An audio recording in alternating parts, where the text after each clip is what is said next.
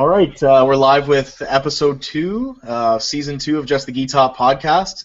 Javier Vasquez is our guest for tonight. Unfortunately, Javier is running a little bit late right now, so hopefully he'll join us.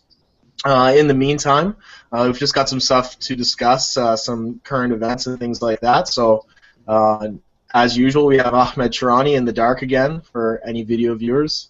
Hello, everyone. Good afternoon. The disembodied head of Ahmed Sharani. We have Rami Sharani. Hi. Yep. It's and unfortunately, weird to be a part of a podcast again. yeah. Rami finally, we're trying to stick to a regular schedule. That's why we actually went live, 8 till 9 Eastern on Sundays. So we're going to try to keep it consistent so that people can watch that want to tune in live. Unfortunately, Jordan Short is not able to attend today. Jordan's out of town on work and managed to find a hotel that doesn't actually have Wi-Fi. I didn't even know that still existed. And it's a well-known. And it's a well-known chain. What was it called, Adam? What's the Howard? It was a Howard Johnson. Like it should have Wi-Fi. I'm just saying. Yeah, absolutely. And but anyway, so our hearts and prayers are with you, Jordan. So he's with us in spirit, of course. They're that army. They're what? Say it again. I feel like we should just get them to sponsor us just because of what they've caused us. The grief we endure for not having our beloved George, a.k.a. Zubair. But all they'll do is they'll give us free nights in the hotel, and then we can't podcast from there. You have no idea how difficult it is to book Rami for an hour a week. No, it's BJ really tough. Hemmenshaw flew all the way to San Francisco, and I gave him 5 minutes. Yeah, that is true. And now Rami every Sunday never fails. What time is the podcast again? What time do I have to be there again? And I'm really careful to tell him, look, listen, we need you at this time, because otherwise he's in an airplane or something. But yeah. Didn't Rami join from the airport one day for 2 minutes and then disappeared? It was in flight. He was in flight. Anyway, just some house cleaning items. Really quick, just to eat up a little bit of time, and for those who are interested, our very own Adam Cousins competed yesterday. It's an annual tournament here in Toronto called the GTA Classic, formerly the Bravado Open. It's a lot of history here. It's probably one of my first tournaments I think I've ever done or something years ago, and it's still running, and it's well received. There's a good turnout in his division, so it's not like Adam had 1 or 2 guys and he got gold or silver. You know those people who do that? It's like, oh, I double golded. I do that. Yeah, I know, and I'm so going to do it. When I get a chance, I'm still going to do it. But it wasn't that. He had a good, deep division. He originally signed up at Masters because he was going to coach some kids later on. But, there's nobody in his division, so he went up to adult. And I believe, Adam, you were 1-1 in your division for a silver and 2-1 for bronze in the absolute. Yeah, it was a fairly, it wasn't a big division, my weight class. There's 3 guys, so yeah, I went 1-1, got silver, and then 2-1 in the open weight and got bronze. So yeah, so and that's amazing. So for those who don't know, Adam took off some time. I wouldn't say from training. You're always training, but you took a long layoff from competing, I believe. Yeah, 2 years ago, I competed a lot. I think I probably did 14 or so competitions, and then the following year, just before I got my blue belt, broke my leg, and then this year kind of messed up my knee, little bucket tear in my meniscus. So it's kind of my first time. I did the 32-man at Adrenaline a little bit earlier this year, but that was in April. That was in April. Yeah. So it's my first competition since then. Is that where that beautiful photo of you came from, Adam? The one that you have on your Facebook profile of you leaning on the ropes and just looking really handsome. Oh yeah. yeah, that's where that one's from. With probably the ugliest gi I've ever seen. I know people like it, but I can't stand it.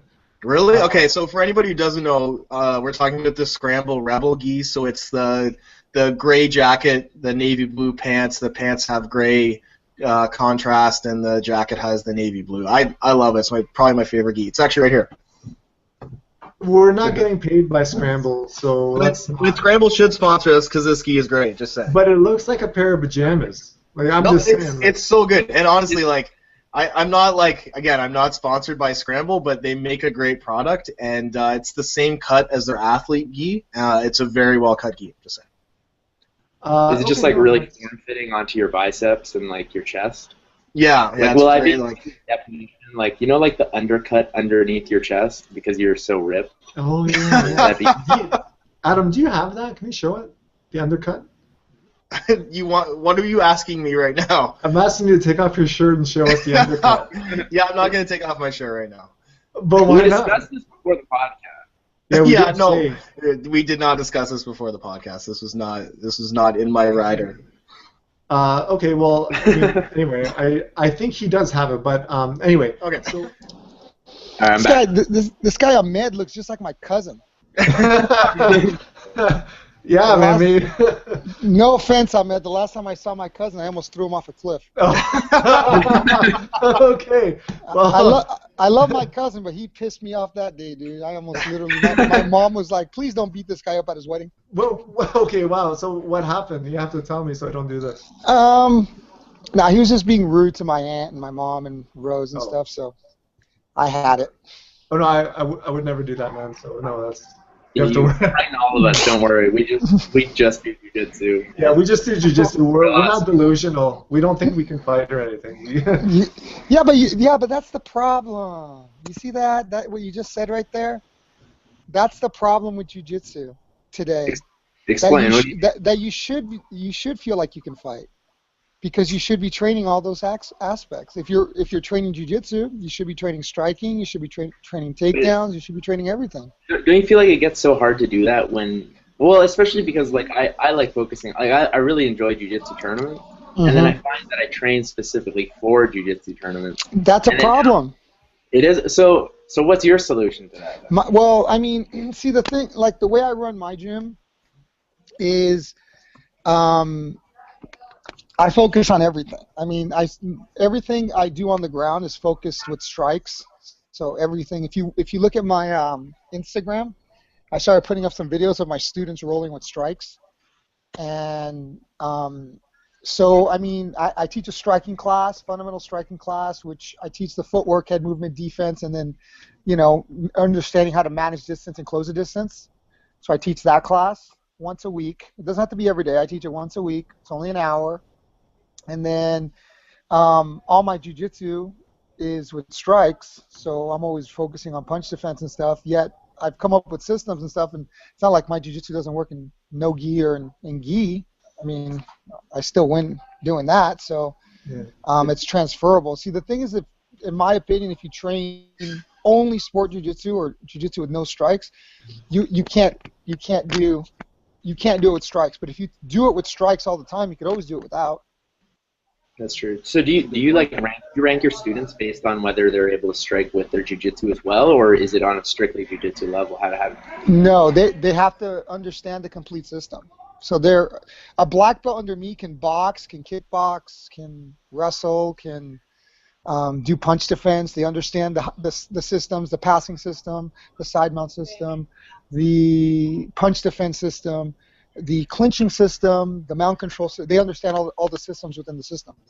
Okay, but also with that said, I still feel like even if I got a black belt in that system, like your system, that you would still really beat my ass.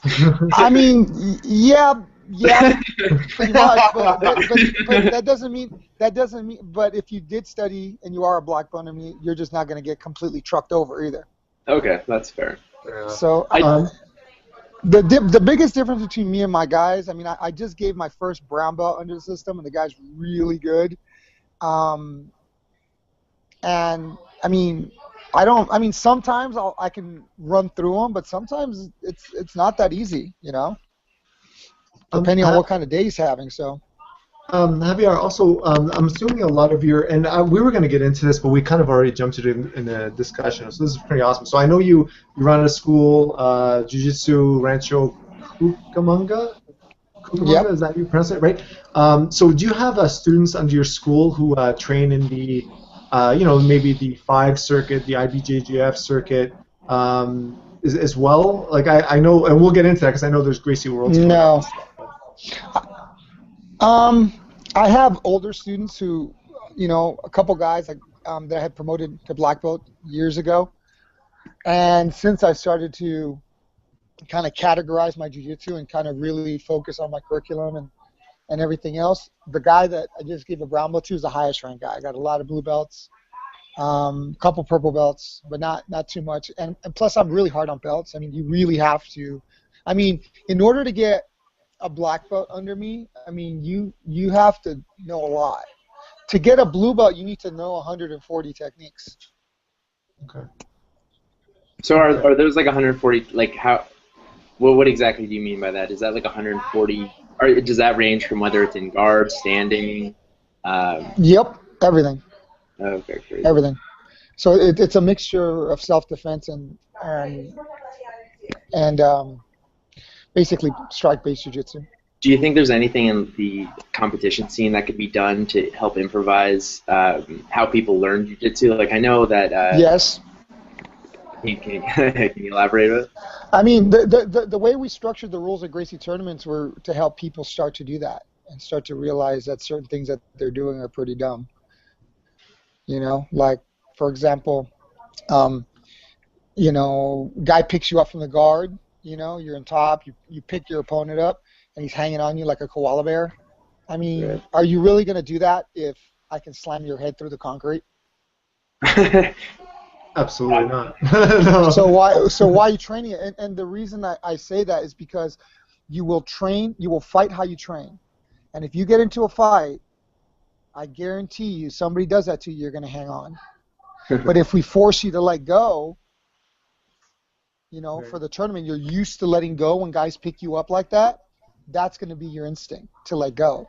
But you get a bunch of guys that think that they're koala bears hanging on each other, and you know, it's like, dude, if the guy's picking you up, you better let go.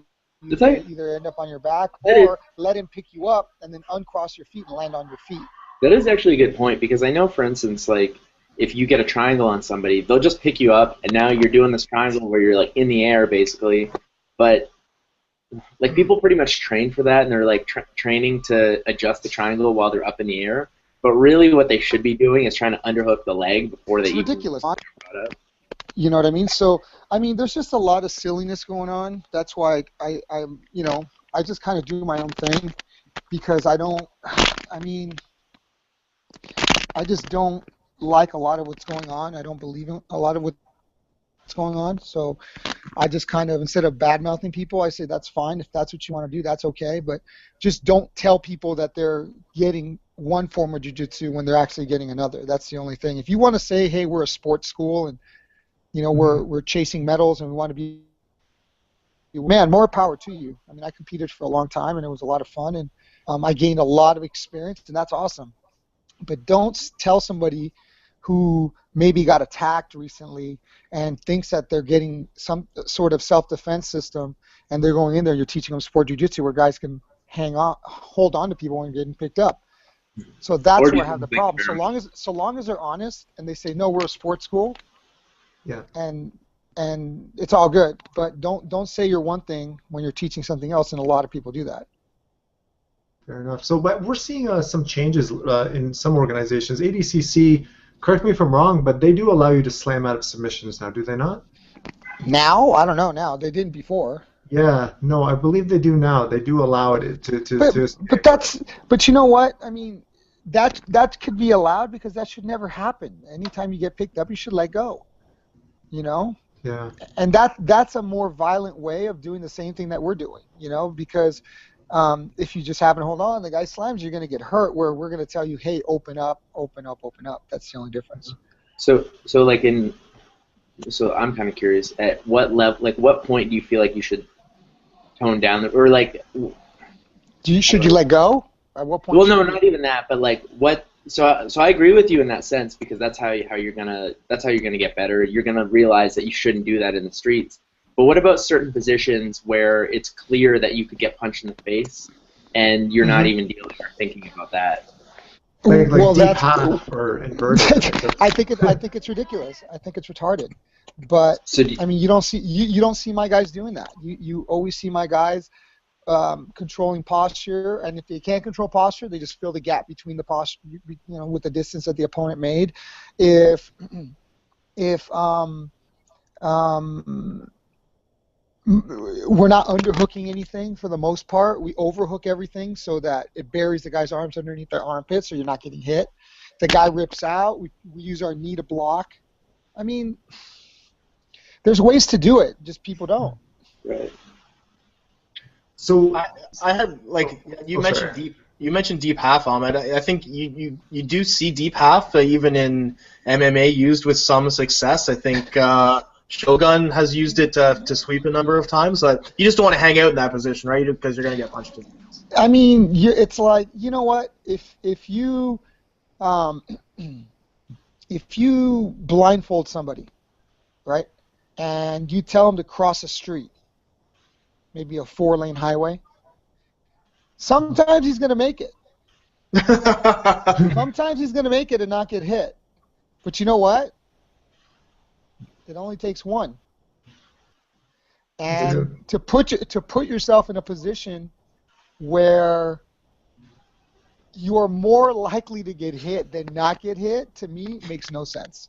I have sometimes used deep half guard, but it's in very specific situations to where maybe I'm coming up to a single leg, and then the guy whizzes really hard and he bumps me off my knees, then I roll through deep half guard. Yeah. Not a problem. In transition, it's not a problem. But these people that start reaching their hand underneath.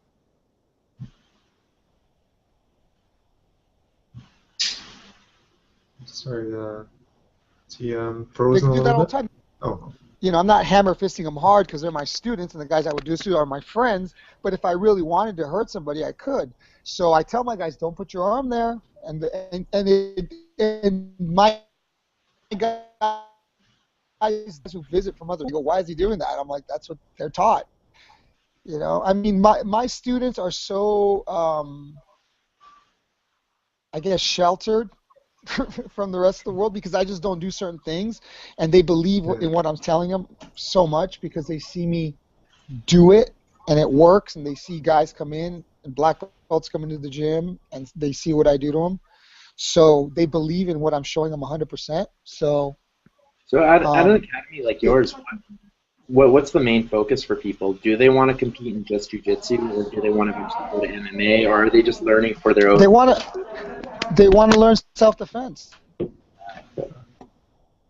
They want to learn situation. Go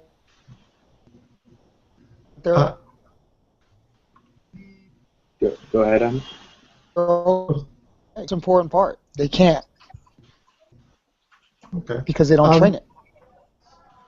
So Javier, if we jump to Gracie Worlds, which is happening on the 20th of September and the 21st, correct? Mm-hmm. In Las Vegas. In Vegas, yes. So okay, I did my research on it. So just so you know, we're up in the Toronto area, so except for Rami there, who's in the San Francisco area. So I've never had the privilege of going to Gracie Worlds or anything like that. So but I am familiar sort of with the rules. How did it come to be?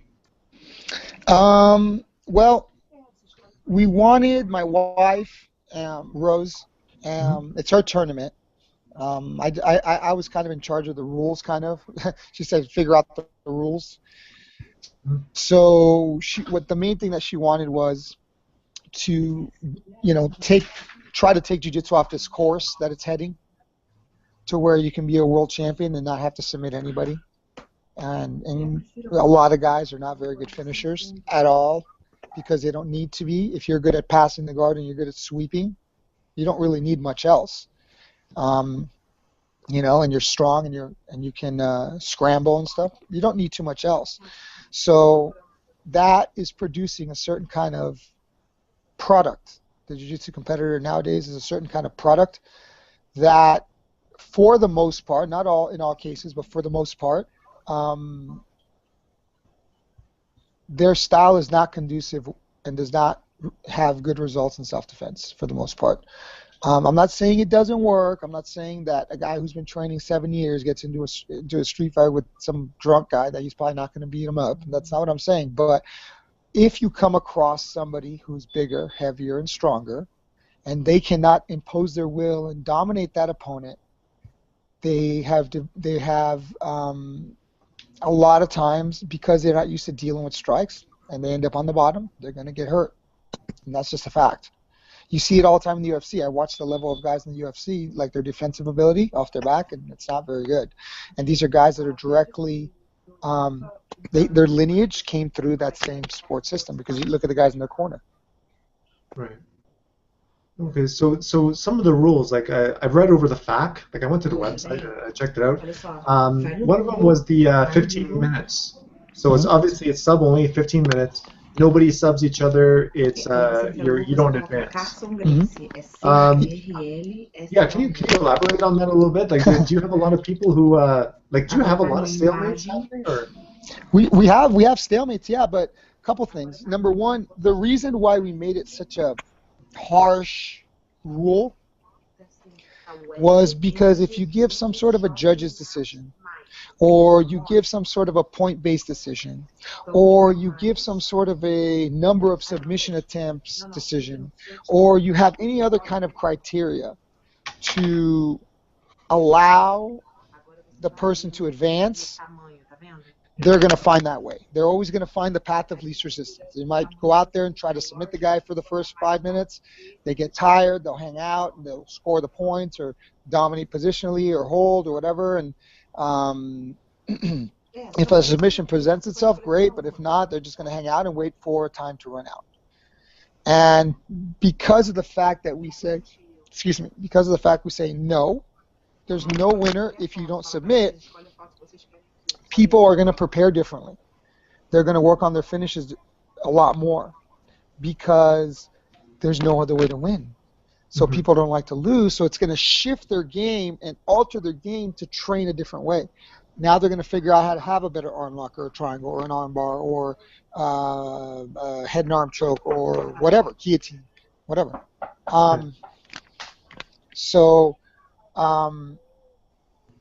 The fact that that is the only way to win, you're going to produce better finishers. And there's some really good guys out there that we've had at our tournaments that are good finishers. And it's like, dude, you see it in the style, man. Some guys come in, and I could already tell it is not going to be good. Like, they're going bananas, but they can't finish. Or they'll pass a guy's guard, and they'll hold, and then they don't have any finishing options. Or they'll mount, and then they like maybe try one or two things, and when the guy stuffs it, then it's like they got nothing else. So they have to learn how to set guys up, how to make guys react in order to catch them. I mean, look, if a guy just gives you the arm, that's easy. You know, that's white belt stuff. Like anybody, blue belt stuff even, some guys. I don't know what belt you guys are, but that's easy.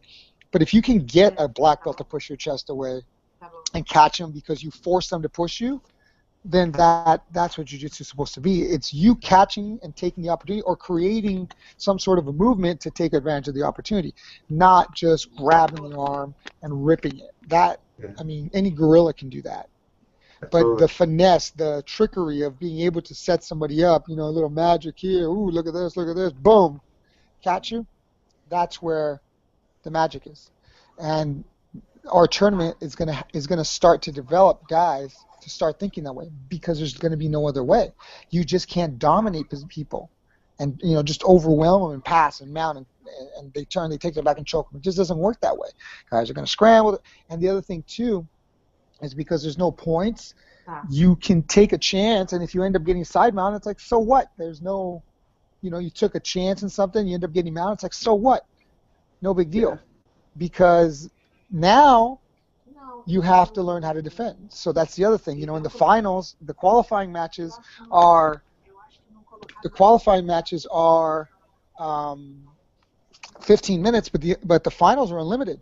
So now you have to be able to. Rose's dad would say, "Okay, I'm going to drop you off at an island. I have a helicopter. I just flew you into an island. I dropped you off an island. I'll be back tomorrow. What are you thinking? What's the first thing you guys are thinking? I'm dropping you off. I'll be back tomorrow. Trust me. 12 o'clock tomorrow, I'll be back. What's the first thing you're thinking? This is like a deserted island? Deserted island or tropical island. There's no life there, whatever. Maybe there is, you know, but, you know, I just drop you off there. So I'll be back tomorrow. Yeah, you're probably going to want to figure out how to survive, get some food, water, shelter, that sort of thing. I mean, do you even really need food, water, and shelter? I could sit it out. I could wait it out till tomorrow. You could. If you could not find water and shelter, you can sit it out. You'll climb a tree, hang on. Sure. You know, don't go to sleep, you know, whatever the case, you can make it. Yeah. Now I have that same helicopter, same island, and I go, I'll be back sometime. I don't know when, but I'll be back. Now, what are you thinking? Well, I better go find some food and water, man. I better find some water. I better find some food. And I better find some shelter, right? And that's the same kind of philosophy that we have with the tournament. Is anybody can hang on for 5 minutes, dude. Anybody can hang out for 6 or 7 or 10 minutes. 15 minutes, a little bit tougher. Yeah. Hanging on for 15 minutes and guys attacking you, it's a little bit tougher. Some guys can do it. Some guys can't. But when the clock is going up and you don't know when that helicopter's coming back, now you really have to be comfortable when you get your guard pass and you get side mounted for half an hour. Can you guys do that? Can you guys be side mounted for half an hour and not get caught? Not me, no. I'll get that sounds horrible. And that means you pass my guard, man. How about an hour?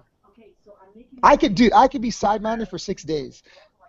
I have full confidence and I'm super comfortable. I have a system called the SES, the Side Mount Escape Series, and I could be there all day, bro. I don't even care. I let everybody pass. Everybody go watch my fights on YouTube, dude. I let everybody pass because I don't care. Actually, I watched last year at Gracie Nationals. You did a match against Victor Davila. Yeah, Victor. Yeah, it was it was an exciting match. But you know, the one thing I did note during the whole thing is just how you just looked totally calm the whole time, just very calm and relaxed and just kind of chilling out. What do I need to be worried about? You know what I mean? Because I have that confidence because I do it all the time. And the more you do it, the better you get. I have 2 other matches. I did in San Jose Gracie Regionals, which was a couple months ago, and one guy outweighed me by 40 pounds, 45 pounds, and I beat him. And it was the same demeanor. I let him pass. I let him mount. I let him do whatever he wanted. And I had 2 matches, one gi and one no gi. The other guy was more my size, so it wasn't, as big of a deal, but when you're beating guys that are way bigger than you and you're making it look pretty easy, then I think that says something. No doubt. If I can just jump back to Gracie Worlds just for a second, there was another rule that kind of interested me, and I don't know, maybe it's a typo, maybe I don't know. But the whole thing about allow for somebody to compete in your place if you're hurt, is that a real rule? I think that is more so for registration. Oh, okay. More so than, hey, I'm hurt, I'm tagging out. Oh, okay, that's what I thought. So, let's say, for example, you paid for Gracie Worlds a month out and you got hurt 2 weeks out, you can transfer your registration to somebody else. Oh, okay, yeah. Understood. And another rule, and I don't agree with this, what the IBJJF does, because there's a couple things I don't like they do, but I'm sure you share the same thing. But anyway, they have Masters 1 all the way up to Masters 30 or whatever it is. You know what I mean? Gracie Worlds, you don't even have Masters. Is that true? Yeah, I mean, we'll sometimes make a Masters division for if we have a group of guys. But if we have 1 or 2 guys, we just throw them in. I mean, we started this movement not too long ago, so we're gaining traction little by little. So, I mean, we don't have a lot, and a lot of people are afraid of the time, man. A lot of people are like, 15 minutes? That's a long... But people really don't understand how to roll and how to be energy efficient. You know what I mean? If they really understood that, 15 minutes is nothing, man. I mean, I'm barely getting a sweat going at 15 minutes. You know? Yeah, totally. So, I know up here in the Toronto region anyway, sub-only is not very favorable. People, we've tried it a couple times, Adam, you can confirm with me, but we've tried it a couple times. We've had low numbers, and I don't know if it's coming back anytime soon. I don't know what the registration numbers are like at Gracie Worlds, but is it very well received? I mean, it's an annual tournament. I'm assuming it is. Well, this is the first year we're doing it out on our own in Las Vegas. We've been doing it in San Jose. So we made San Jose a regional because we're trying to kind of build the brand on our own, And I mean that one you have to talk to Rose. I'm in charge of rules and my academy, so I can't do everything. Okay. But I mean, we always get a pretty good turnout. You know, why is it that submission only sometimes it's met with such resistance? I mean, and I have, I have a couple of ideas why. Number one, people don't like change. People like the way things are. They're used to it. They're used to competing in it. And once you introduce something that's so revolutionary and so different, some people take a second to see what happens and see how it unfolds, and some people just don't like to change, man. I'm winning this way. I don't want to change it. But I mean, the second people end up doing our tournament, they get hooked. And they're like, this is the greatest rule set because there's no politics. That was another major reason. I mean, what we tried to do with the rules was a couple things. Number one, we tried to bring realistic aspect back to jiu-jitsu as far as the self-defense. We're trying to make it self-defense, so where guys aren't jumping guard. You have to physically grab somebody and put them in your guard. Or get the takedown. The rule where if you have a triangle or an arm lock and you get picked up, you have to let go unless you hook the leg. You can hook the leg so long as your head doesn't pass the person picking you up's waistline. You're cool. So long as you can hook the leg, you're cool. So it's not like we're taking that away, but we're making you aware that, hey, if you get picked up, you have to hook the leg, which is a good rule. It's a good habit to have anyways. Absolutely. To help you finish a triangle and so you don't get slammed. So it's not like we're promoting something that's bad, but maybe you're just a wrestler and your submissions aren't that great, but you can pass everybody's guard and you can hold them. And now you got to finish. Now, finishing from various positions. I mean, in my journey through jiu-jitsu, I mean, I spent, a lot of time mastering individual positions. From the time I got my black belt, it was like I spent 2.5 years in the back mount. Then I met Rose, and then I met Hidon and Henner. Then I spent the next 5 or 6 years just mastering escaping the mount. Then I kind of went on my own. At the end of my fighting career, I was always good at punch defense, but I really dialed in punch defense. Then, in the past several years, I've been consumed with the self-defense, like all the stand-up self-defense stuff. So I spend blocks of time developing certain portions of my game to really master each individual position and each individual technique. Sometimes I'll only catch you for a month with a particular move. I'm on that one right now. Mm-hmm. Once I figure something out, then I got to test it against everybody. And this new trick I figured out, man, I am killing people. And that's what it's going to do for you, man. It's going to help you learn. Forget about all the goofy sweeps. Forget about, all this ridiculous technique that's going around out there. That's a waste of time because it's not applicable in any sort of a real fight. And it's only good for tournament, and it's not going to even help you at sub-only tournaments. So let's just get rid of it and figure out how to finish people, which is what this is supposed to be about. It's not supposed to be about just winning on points and just winning medals. I mean, yeah, winning is great. Going to Gracie Worlds and submitting everybody in your bracket. I mean, it's like, dude, you're the champion. How many matches did you have? I had 6. How many submissions did you have? 6. And the last one took me 45 minutes. You know what I mean? There's no bigger feeling of accomplishment because you did jiu-jitsu to win, as opposed to doing.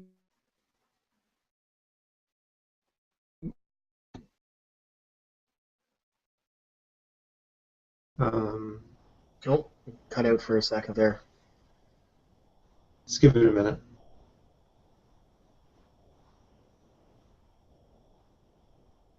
We'll also probably have to edit this part out too. Yeah. No, we should just leave it in. Which is just. Oh. Hello. Are you there, Javier? Yep. Go ahead. Hey. Yeah. So you just cut out for a minute there. Oh. So, what'd you hear? So I was going to ask, do you have? Is it difficult to plan the day from like a time frame perspective, especially with the no time limit in the finals? Things just seem to work out because there's sometimes some matches go to draws and guys are eliminated, and most of our submissions come within 8 minutes. Okay. So What's the longest match it you've ends had up so far? an hour and 46. Oh. Was it all from somebody's side control? No, it was actually in Hawaii. It was Oh. actually because the Hawaii tournament, we just kind of lent the people our rules, and then we kind of went out there and saw how it ran. And it's an excuse to go to Hawaii, but yeah, it was a bigger white belt against a smaller blue belt. So it was a little bit, but it was an hour and 46 minutes. And then last year's Gracie Nationals, I think it was last year's. It wasn't last year's, it was the year before. We had a match that was an hour and 43 minutes by two guys that were like 205. They were pulling everything down. The lights are turning off. And I'm like, they're like, stop the match. I'm like, let them keep going. Move it to the dock if we need to. And the guy ended up finishing him with a knee bar or something. Oh man, that's crazy. Javier, you mentioned your fighting career, and you know what? I'm sorry. I mean, we are coming up on our time, and I had so much more to ask you, and I'm hoping maybe we can get you on some other time. But just really quick, when you left UFC. Sorry. Oh yeah, sorry. UFC when you faced Joe Stevenson. 2011, you beat him. Unanimous decision. Then you retired. I mean, you left on such a great high note, and you don't see that often. You see guys, they'll lose maybe a couple of times and they leave the sport. And I know I could probably Google it, so forgive me, but I want to hear it from you. Well, what made you stop the fight game? And you were young, man. You're like my age, so you're still young. I might be young like your age, but I definitely have more miles on the odometer. Yeah, that's true. I started fighting in 1998, Yes, you did, yeah. It was just time, man. I was just kind of getting sick of it, and I had a lot of things kind of going on mentally and physically. I just, I just wasn't recovering the way I should. I'm just exhausted all the time, and I didn't want to get on anything, and I can teach, so I always knew I could teach, so that was never really a problem. But I felt. Honestly, I just felt I did enough. I felt that I had a long career. I felt everyone that they put in front of me that was supposed to be good, I usually beat. And for me, not to say that I could make a run for the title, because I definitely thought I could. I thought, even to this day, I can beat the vast majority of the guys out there. But like my feeling towards it was just like, for what? To prove to who that I can do it. I know I can do it. I train with UFC guys that come in and train with me all the time. I know what the level is. And a lot of times I'm not impressed. So it's not that big of a deal to me. I think that when I felt in my heart that I had nothing else to prove, then I had nothing else to prove. Fair enough. Absolutely, that's great. And just going back to '98, the first 4 years you had a record of 9-1, right? So I looked that up and Sure Dog, and I saw the guys you fought.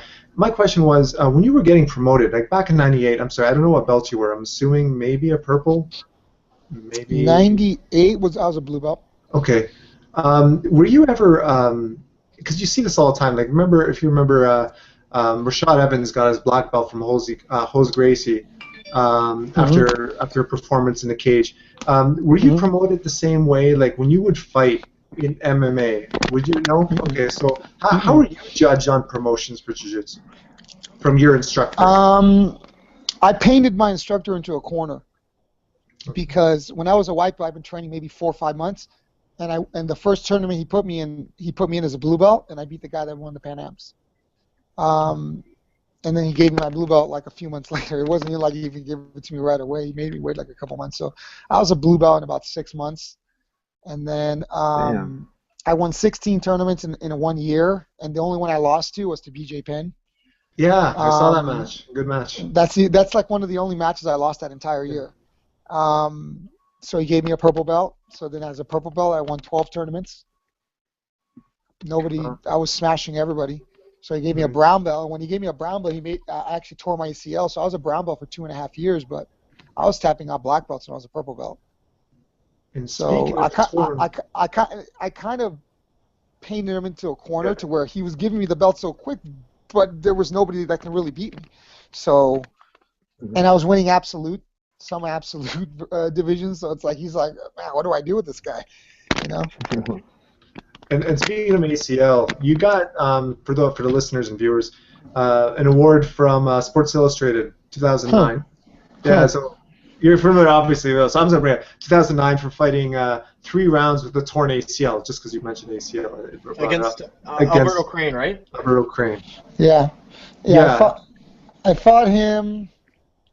It was the most hostile crowd I'd ever fought in front of. I'll tell you that, man. I definitely didn't want to lose. I had a UFC contract sitting on top of my desk at home.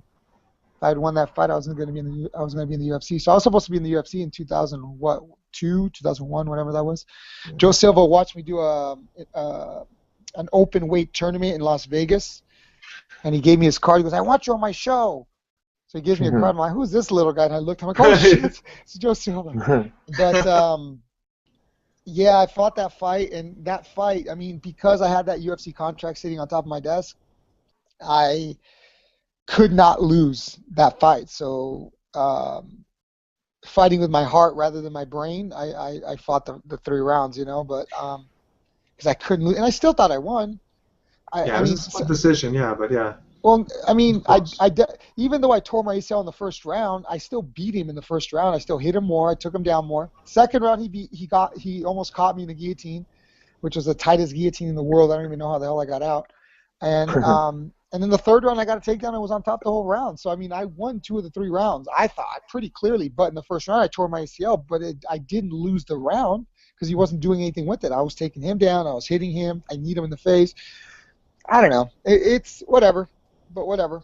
But there's a lot more to that story that I'd rather not get into. But I guess he beat me that night. I got him back at Abu Dhabi though.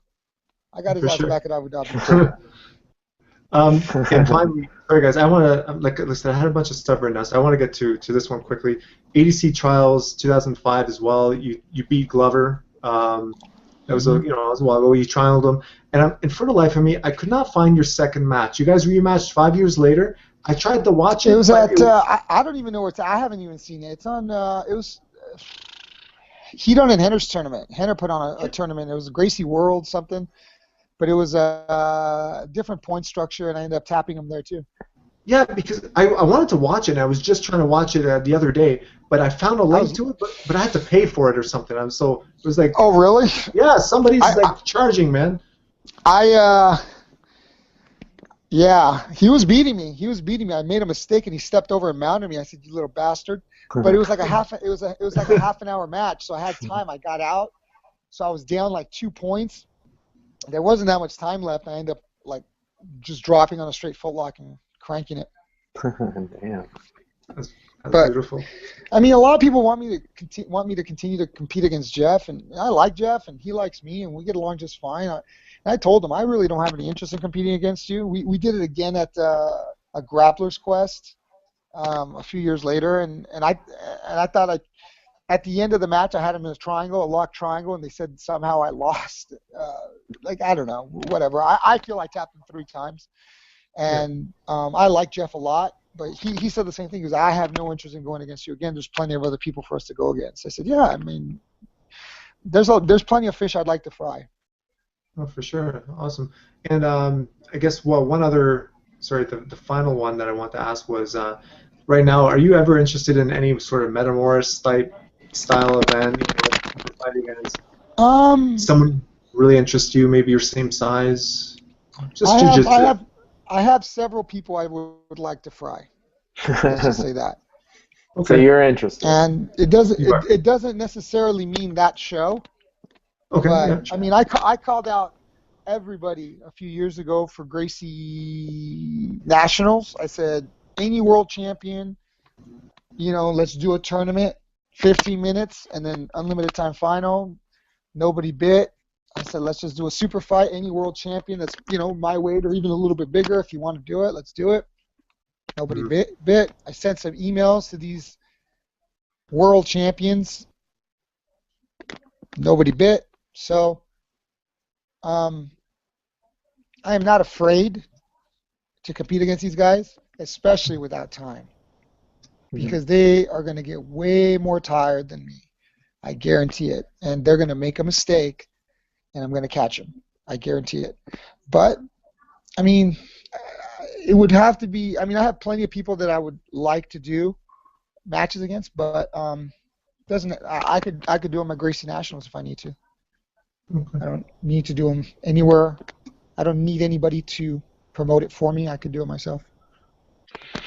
So it's just a matter of, I have a big mouth, and I call names out, and I tell people who I want to fight, and I don't hear anybody calling my name. Maybe they think I'm not good enough. Maybe they think I'm too old. Maybe they think whatever. But, I mean, guys who have trained with me, no. So. But anyways, I might do a match at Gracie Worlds. Awesome. So for anybody that's looking, or thinking about competing at your upcoming tournament, what can they expect, or what sort of things should they be preparing for? Well, I mean, I think the biggest thing that they really have to be ready for is to relax. Guys are going out there and they go, I have 15 minutes. No, I got to finish this guy as quickly as I can. Then they go out there and exhaust themselves. And then they get exhausted, and then they can't finish the guy towards the end of the match. I mean, take your time. You have plenty of time. You have 15 minutes. You have time to work strategy. You have time to wear guys out. You have time to see and study guys' games and figure out what they're doing before you overextend and overcommit and get caught in something silly. Take your time. Guys go out there, and this is just that mindset that most guys are in. When I stopped fighting, even MMA, when I stopped fighting in my head and saying, I have to finish this guy as quickly as I can because I'm terrified, I want to get out of here, when that changed to I have 15 minutes and I can take my time, my conditioning doubled. Because I don't have to rush. I don't have to, good point. Be in that crazy of a shape and still gas out because I'm not being efficient with my movement. I'm just trying to overwhelm people with speed and power. Once your mindset changes, I mean, you have to change your mindset, man. I think the biggest thing for this tournament is patience and mindset. Because if you go in there with the mindset of a point tournament and you're going to go hard until you tap the guy, it's not going to be good.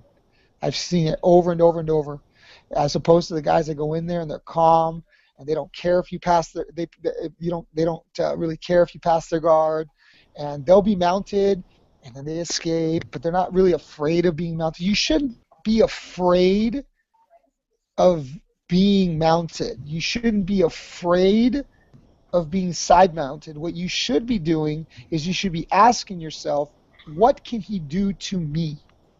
And what is he doing now? What does he do? What can he do? If you're mounted, let me ask you guys a question. Mm-hmm. If you're mounted, what can the guy do to you? Well, I mean, most likely choke me or armbar me if I post my arms up to him, or but if you're keeping everything tight, then then nothing you're really in that much danger, right? Yeah, but if you keep everything tight, how are you going to get out? That's the thing. That's what happens. Guys will do this. They'll stay super tight, and then when they go to get out, they leave themselves exposed, and the guy attacks your neck. This is exactly what happens to me, actually. Yeah, because you're going about it the wrong way. If I'm mounted, I'm thinking like this. What are you gonna do to me, bro? You want to pin my wrist? Do you want to hug my neck? Do you want to climb your knees up high up my chest? Do you want to posture up? What can you do? Okay, he's staying low. His hooks are in. I clear the hook. Elbow escape out. Great. I feel like you're underselling how hard that is. That's hard for me. Oh, is he free? I think he's frozen. He froze. Easy to get to, hard to do, which is a basic standard cross-choke defense, or hard to get to, easy to do. Either one of those. Crone just turns on his side. He goes, forget this, just turn on your side. Can't do it. You can't get the second hand in. Your arm's exposed, but they can't get the choke, so now they're going to have to change. When they change, boom, put your back on the ground, or elbow escape out. So there has to be, I'm not afraid because there's only so much you can do. And I know what you can do, and every single thing that you have, I have a way out. So that's the way you have to be thinking. The guy side mounts you. What can he do? I mount think you. You know, it's you got to. You know what the big problem is, Javier, is that a lot of us, and me included, and the rest of the panel here as well, if you pass my guard, I'm thinking, oh my God, I've got 3 seconds before he collects those 3 points, and then I'm turtling. Yeah, who cares? I know, Who I'm just telling you, that's cares? my problem. Dude, but because let me tell you something. If I did a 10-minute match, yeah. and I don't like 10-minute matches, they're way too short. I mean, I'm telling you, I don't start sweating until at least minute 12 or 13. It's not because I'm in great shape, but just I know how to move. And I lost my train of thought. What was the question? The question was, I like you said, what do you do in side control? Well, what I do is, as I'm getting past, I turtle the and make points. mistakes. Yeah, and I get choked out or something. Because here's the problem. When somebody passes your guard, what's the first thing you're going to do? I already know what you're going to do. What's the first thing you're going to do? I would turtle to prevent points. Or try to reguard. You couldn't turtle. He passed your guard. What's the first thing you do? I'm going to raise my foot. foot. You're going to block the hip. Yeah. You're going to block the shoulder. You're going to try and push him away as hard as you can, shrimping your hip away as hard as you can. Try to get your near side knee in. That's what you're going to do. That's what everybody does. Yeah. I know that. You know that. Everybody knows that. So when I pass your guard, what's the first thing you think I'm doing? Blocking that? Blocking that. Yeah. So forget that. You understand? Forget that. Javier, what am I going to do? Because it's not going to work. You know what's worse than being side mounted? Back mounted? No, no. What's the worst thing? What's worse than being side mounted? What's worse than being huh? Neon belly sucks. No. Getting choked. Being side mounted exhausted. Oh, yeah. What's worse than being mounted? It's mounted with exhaustion. Yes. See what I'm saying? So why do you want to exhaust yourself? You're going to do that for 30, 40 seconds, try to push the guy away, and you're going to get tired. And then the guy's going to stabilize. He's still going to score. Now you're side mounted, tired. So what's the first thing he's going to do? Try to attack. Because you're not going anywhere, because you're too tired to move. Yeah. So you see the problem? Yeah, totally. So you have to change the way I do jiu-jitsu. You have to completely change the way you do jiu-jitsu. And a lot of guys aren't willing to do that. I have figured it out. And it wasn't that I figured it out. It's that Hedon showed me and Henner showed me, and they helped me figure it out. And then I put the time in, and I'm doing fine.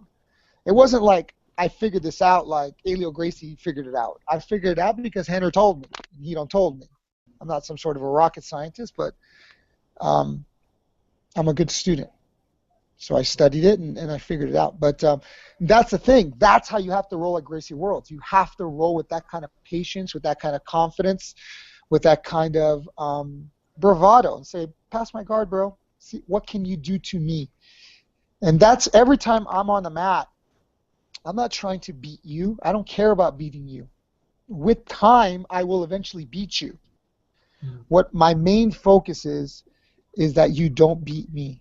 Because so long as you can't beat me, I can only beat you. And that mindset, that switch, that change in my mind came from having everybody mount me for 3 years or 4 years, however long I was doing that. Letting everybody side mount me. And at first, letting only white belts side mount me. Then only blue belts and white belts. Then only purple belts. And it gets to a point where it's like, dude, I don't care if you're a red belt. Side mount me. What are you going to do to me? Because there's only so much you can do. And when you start cutting the attacks so early on in their embryonic stage before they hatch and become a problem, because I shut everything down so early, I'm never in danger. So I don't really have to scramble or fight my way out. And then what guys tend to do is they tend to overextend, they tend to overcommit. Boom, I either roll them over or put them back in my guard. So all that work, boom, now you're back to square one. Now you got to pass my guard again and hope that I don't catch you on the way. Okay. So it's changing your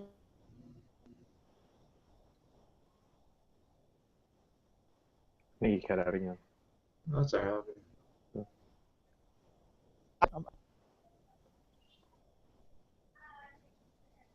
Sorry, Javier, are you there with us? Sorry, it just Yeah. You guys cut out. I asked, what belt are you guys out of curiosity? Yeah, myself, I'm a purple belt, and Rami is as well, and Adam is a blue belt. So we're still very green. Your journey doesn't even start till black, bro. I've learned so much as a black belt, and it showed me how little I knew as every other belt. And I can't. Yeah, it's gonna be a while before I get there. I knew how to grapple. I didn't know jiu-jitsu. If that makes sense. It does. No, it does. I just beyond me though. I'm just like I said. I'm really bad at jiu-jitsu, man. I'm not that good, but we're obviously very passionate about it, and we're obviously. Toronto. I was supposed to go up there a little while ago. I was supposed to do a seminar at Mark Hominik's with a friend of mine. I've known Mark for a long time. And, at Adrenaline? I don't know where he was, but it ended up like it was supposed to be. I was supposed to go to 2 or 3 schools, and it just like coordinating between the 3 just became impossible. Basically. Oh, okay. So will we ever see you in this area in the future? Do you think, or? Who's in Toronto? Who's in Toronto? Yeah, you guys said you're in Toronto, right? Yeah, we have. I mean, I guess one of the biggest schools there is Toronto BJJ. Let's say George Brito, if you're familiar with him. No. Geez, who else? Adam, help me out. I mean, Mark Hominick is from London. I know Mark. Yeah, so that might have been actually in London, which is where I'm located at Adrenaline. And okay. Yeah. Okay. Well, not too many. I guess not too many big names up here. Really, we have Claude Patrick. If you're Claude wanted me to do one at his place, but that was the other school that the coordination was just not to say it was Claude's fault. It was just I don't know what exactly happened, but it just didn't happen. But he's the one that he actually I think hit me up or hit my wife up on Facebook that he wanted me to go up there and teach him something, punch defense or something specific. Yeah. It was something specific. Okay. But anyways, yeah, I'm super excited about this tournament coming up, guys. One of these days, hopefully, you guys can come down. We're trying to do it in Vegas, so it makes it more of a what's it called? Not family, but people are more willing to travel if they're going to go to Vegas. Destination spot, exactly. So, but yep. Oh, did you guys see that reaping the knee video that I just did? No. No, I haven't. When did you post it? Well, yeah, I just posted it. If you go on my Twitter timeline, it should be pretty recent. Okay. But yeah, I'll have to redo it a few more times when the week of the tournament this coming week, because a lot of people were saying initially reaping the knee at Gracie tournaments was legal. But I have since made it illegal because of, like I said, there's no instruction manual for the rules and things that we do. So it's just kind of sometimes it's trial and error. And we try certain things and some things stick and some things don't. And reaping the knee, it became to where initially, watch the video. I talk about, how reaping the knee, if you drop on a footlock and you cross your foot across the hip, that it doesn't change the angle of the guy's knee. So I don't understand why that's a reap. Whereas if you're in guard and you De La Hiva hook and you start coming underneath the guy's leg, it can kind of start torquing the guy's knee. And my whole views and what we feel at the tournament, what is going to be legal and what's going to be illegal. I tried to make it. It's a little bit long. It's about 10 or 11 minutes. It's 11 minutes I tried long, to make. Yeah, I tried to cover because I've been answering the same questions 50 times. I'm like a million times I've been answering the same question. So every question that people ask me, I tried to implement it into the video. So, and it was one take. It was like 11 o'clock at night. I was trying to go home. So, Mm-hmm. I was trying to get the hell out of there. I just shared your video on our Twitter feed. So for all those who are listening, check it out. Check out Javier Showtime. So that's at JAVIER Showtime, all one word. So that's the Twitter feed. So you can check that out. Or the Instagram. Have you guys seen my Instagram? I didn't even know you had an Instagram. I just have you on Twitter, honestly. Go to the Instagram. I got to get back on it, but I was like kind of doing demos of technique. If you go all the way to the I don't have that many posts. I think I have like less than 100 posts, like 70 posts or whatever. Just scroll all the way to the bottom to the first post, and I start showing a bunch of different technique. Oh, that's pretty sweet. Just in a 15-second allocated. Yeah. How can people reach you on that? At Javier Showtime, the same thing. Same thing. Okay, good stuff. Same thing. You're not active on Facebook, I believe. You know, I've got some things I'm working on besides the tournament. That's kind of Rose's baby. I help her, you know, with what I can, but I run the academy. She helps me run the academy too. She runs the back end stuff of the academy. But I'm actually writing my curriculum, and I've got some big things coming up. I got some really exciting news last week that I might have actually found somebody to help me film it, and the guy's a really good filmmaker. And the guy was thinking we're talking about possibly doing some stuff together. I don't even want to leak it out because I don't want to jinx it. But I've got some things in the pipeline that are going to be huge, but right now it's not done. So I've got about another year and a half to 2 years, and you're going to start seeing me release some amazing stuff. Nice. At the most 2 years. When I start making the push, I will start a dedicated YouTube channel for what I'm doing, and that will be actually my first push in something that's kind of just my own product and my own thing. So I'm kind of excited to have a YouTube channel where nobody can really tell me what to do, and I just can kind of do what I want.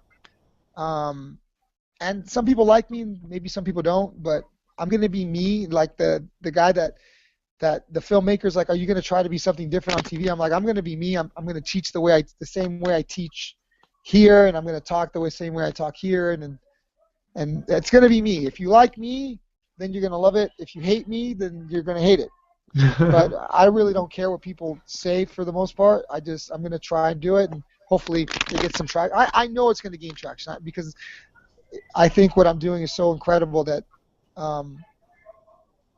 it's going to be impossible to deny it. It's going to be impossible. Amazing. It's going to be way too good.